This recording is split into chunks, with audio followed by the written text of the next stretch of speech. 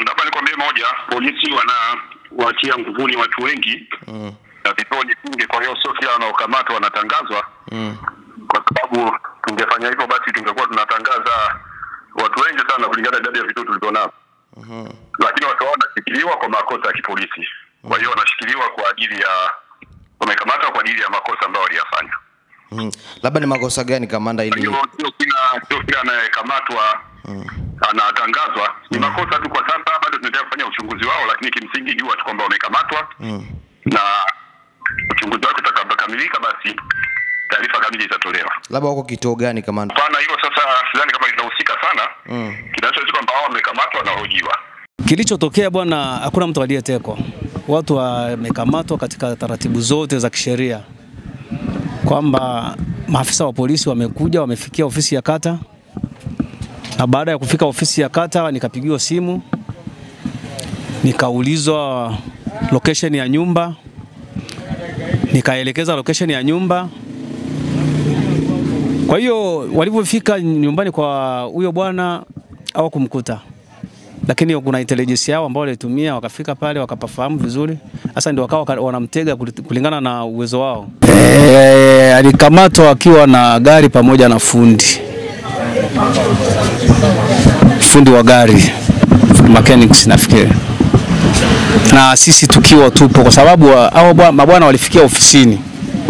Walipofikia ofisini wakatuelekeza kwamba kuna mhalifu wa kimtandao ambaye tunamsaka. Sasa huyu mhalifu inabidi kwamba tufuate taratibu zote za kisheria za kumkamata. Na ndio maana walifika ofisini. Kwa hiyo baada ya kumuona kwamba anakuja na gari, kwa sababu naye sio kwamba hawamtambui, wanamtambua kwa kiasi fulani.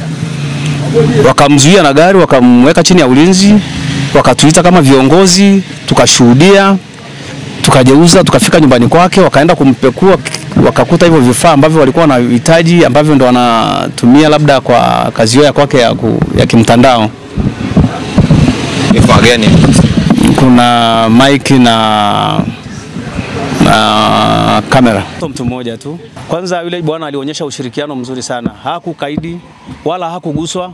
Hakuguswa kabisa. Kwa sababu nilikuwepo mimi, mwenyekiti wa kijiji pamoja na mwenyekiti wa kitongoji. Na balozi pia. Na maelezo yameandikwa. Na vifaa vyote ambavyo vilichukuliwa viliorodheshwa, ni pamoja na vitabu viliorodheshwa. Ni matumizi mabaya ya mtandao.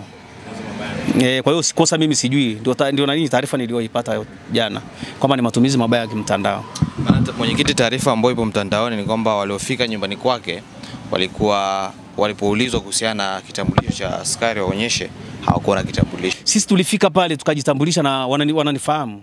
Na mwenyekiti wa kitongoji wanamfahamu na balozi wanamfahamu, kwa sababu balozi huwa anachukua michango pale mara kwa mara. Na wote wakatoa vitambulisho wakakagua, na mimi mwenyewe nikachika kitambulisho nikawaonyesha kwamba kitambulisho hichi cha askari, kitambulisho cha askari. Na wengine walikuwa wamevaa kiraia na wengine wawili walikuwa wamevaa sare, wamevalia sare za jeshi la polisi. Hilo la kuniuliza wako wapi, kwa sababu walitoa maelekezo pale kwamba familia iende kwa OCD, watapata taratibu zote kwamba mtu wao yuko kituo gani au yuko sehemu gani. Na vile vile hata baada ya kuingia ndani, mimi niliwakagua wale maaskari vizuri mno. Nikawaambia huyu ni mwananchi wangu tayari, ninamlinda kwa taratibu zote ambazo zinafaa kumlinda. Wakaweka simu zao, kila kitu waliweka hapo chini. Tukaingia ndani nikiwa na wasimamia, hakuna nani ambayo iliyopatikana. Na sasa sijui kama taarifa mlizozipata nyinyi mmepata kwa nani labda. Nimekuambia kilichochukuliwa ni stendi ya kamera na vitabu ambavyo yule bwana ni mchapishaji. Leo kamato, kwanza huyu bwana amehamia hapo juzi. Anadai kwamba ana miezi kama 3 amehamia pale. Lakini juzi intelligence iliyotumika kwamba apatikane au taarifa zake zipatikane, mke wake alikataa kutoa, akasema kwamba mume wake amruhusu kabisa kutoa namba zake za simu. Kwa hiyo kumtambua majina yake pamoja na vitabu vyake vilivyoandikwa, vimeandikwa Joseph Mrindoko. Hata vitabu vyake yameandika Joseph Mrindoko. Ndio majina yake ambayo nayafahamu. Jina la katikati pale ni gumu kidogo. Maana walikuwa wawili mwenyekiti. Pana, yani yeye